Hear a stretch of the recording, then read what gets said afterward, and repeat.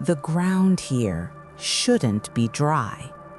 Technically, where I'm standing right now should be 60 feet underwater. You don't usually find seashells in the middle of the Mojave Desert, but this isn't just a desert. It's a tomb that has recently been broken open. This is St. Thomas, Nevada, a town built by mistake, burned by its own people, and finally drowned by the U.S. government. For 80 years, this town was a ghost story told by boaters on Lake Mead, a legendary city sitting silently in the cold dark at the bottom of America's largest reservoir. But as the water in the west runs out, the lake has exhaled. St. Thomas has returned. Most ghost towns die because the gold ran out. This one died because the water rushed in. And now that the water is gone, the ruins are back to deliver a warning. Chapter 1: A Mistake on the Map.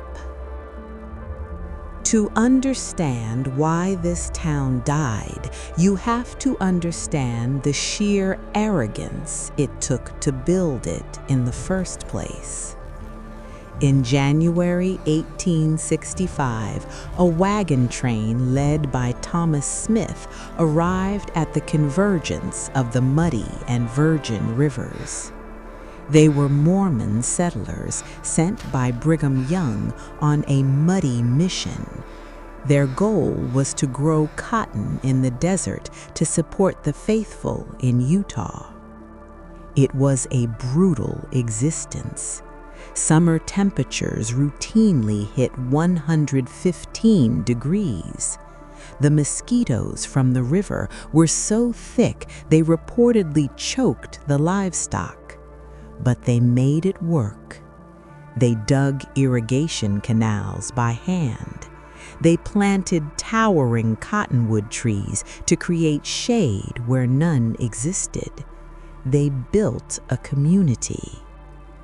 But they made one critical error. They didn't know where they were. The settlers believed they were in Utah or perhaps Arizona.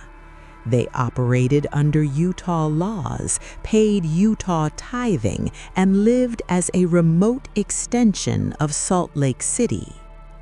But in 1870, a federal survey crew finally dragged their chains and transits across this harsh landscape. And when they penciled in the final line of the 114th meridian, the residents of St. Thomas got a nasty surprise. They weren't in Utah. They were in Nevada. And the state of Nevada didn't care about their cotton or their religion. Nevada wanted money. The state tax collector rode into town with an ultimatum that would doom the first version of St. Thomas. He didn't just want taxes for the current year. He demanded 5 years of back taxes for the time the settlers had unknowingly lived on Nevada soil. And he demanded it in gold coin. Chapter 2: Gold or Fire. The settlers were farmers. They traded in crops, livestock, and labor. They didn't have bags of gold coin buried under their floorboards. The demand was impossible, and many viewed it as little more than state-sanctioned theft. They appealed to Brigham Young for guidance. His response was pragmatic: if you can't pay, leave. In February 1871, the vote was cast. Apart from one family, the Bonellis, who decided to stay and operate a ferry, the entire town decided to walk away. but they refused to leave anything for the state of Nevada to seize. In a final act of spite and sorrow, the settlers set fire to their own homes. They burned their crops in the fields. They destroyed the irrigation ditches they had spent years digging. It was a scorched earth exodus. Within days, St. Thomas was nothing but smoldering ash and a few stone chimneys standing like tombstones in the desert. It should have ended there. The desert usually reclaims its own. But St. Thomas was sitting on something more valuable than gold: water. In the 1880s, a new wave of settlers arrived. They weren't there for a religious mission. They were there because the soil was rich and the water was flowing. The town was reborn. By the early 1900s, St. Thomas wasn't just a settlement, it was a destination. It became a key stop on the Arrowhead Trail between Los Angeles and Salt Lake City. It had a school, a post office, a hotel, and an ice cream parlor. It was a quiet, dusty paradise. Residents later recalled sleeping on screened porches to catch the river breeze, listening to the cottonwood leaves rattle.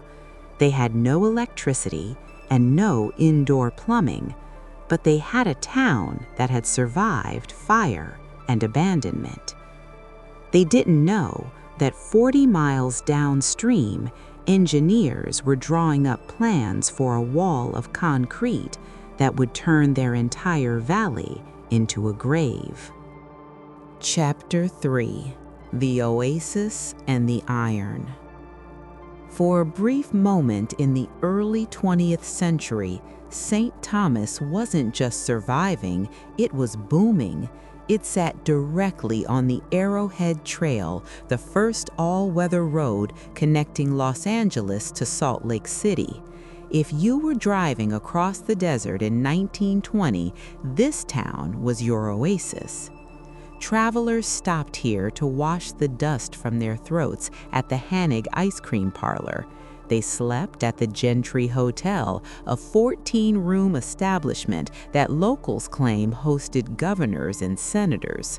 The streets were lined with massive cottonwood trees that formed a green canopy against the sun.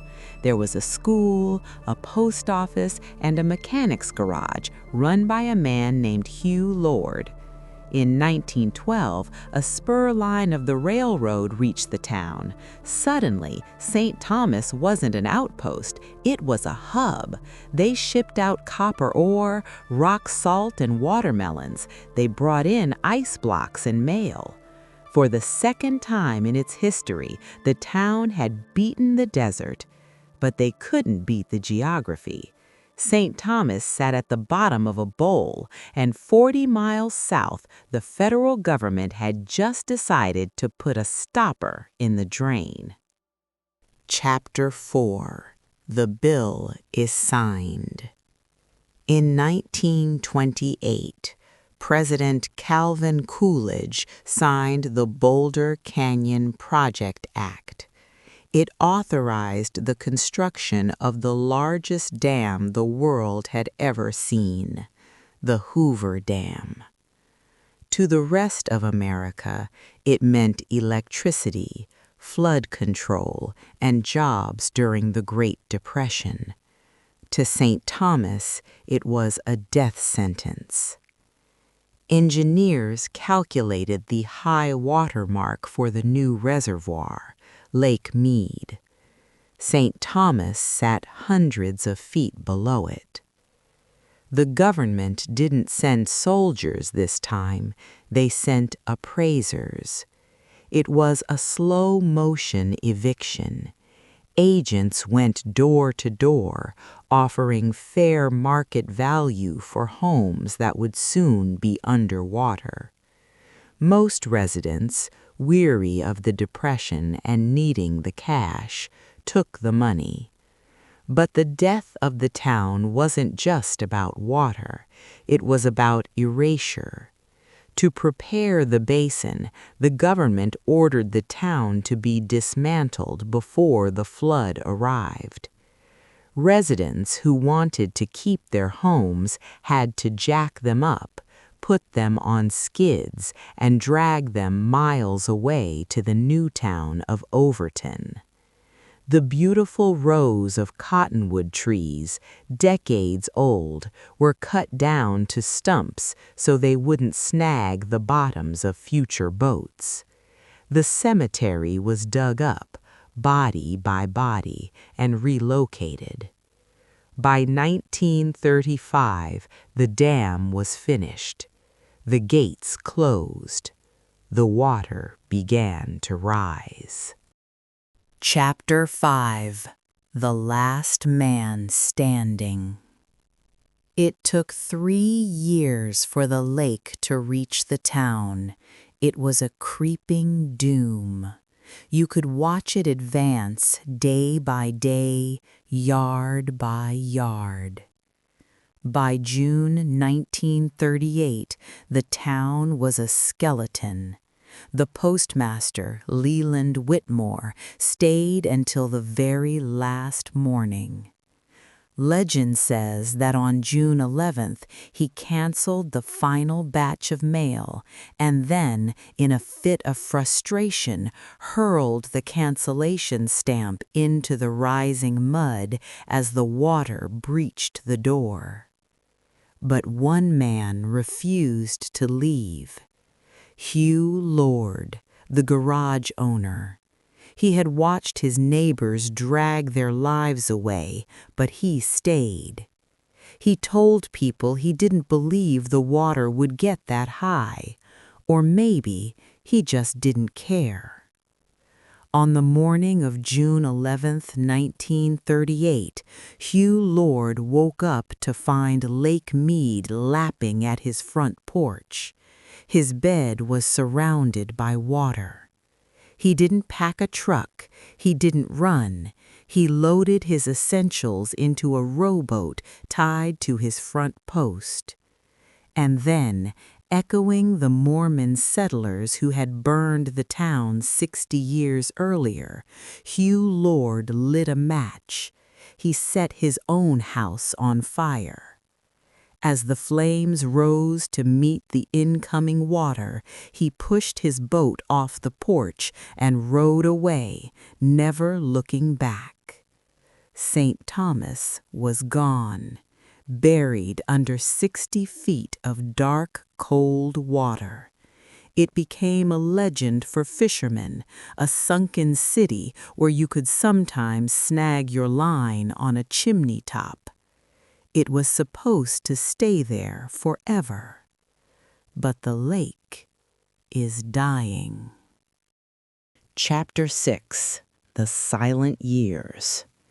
For 60 years, St. Thomas wasn't a town, it was a hazard on a nautical map. It sat under 60 feet of pressure in the cold and the dark. While Las Vegas grew into a neon metropolis just 50 miles away, St. Thomas was slowly being erased by the very water that covered it. The walls of the adobe homes dissolved into mud. The wooden roofs of the Gentry Hotel collapsed under the weight of the lake. Silt buried the streets. Occasionally, the town would gasp for air. In 1945 and 1965, water levels dropped enough for the tops of the chimneys to breach the surface. Former residents held reunions on the muddy banks, looking out at the water that hid their childhood bedrooms. But they always believed the water would come back. They thought St. Thomas was gone forever. They were wrong. Chapter 7: The Bathtub Ring. In the early 2000s, the Colorado River Basin entered a megadrought unlike anything in modern history. The water level of Lake Mead began to plummet, not by inches, but by feet. As the water receded, it revealed a landscape that looked less like Earth and more like Mars. The first thing you notice when you hike down today isn't the ruins, it's the sound. Every step crunches. The ground is carpeted in millions of bleached white shells, Asian freshwater clams that thrived in the lake and died when the water retreated. And then, rising from this boneyard of shells, are the walls. This is the Honig ice cream parlor.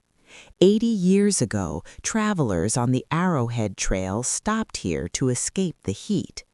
Today, its chimney stands as the highest point in the town, a defiant finger pointing at the sun.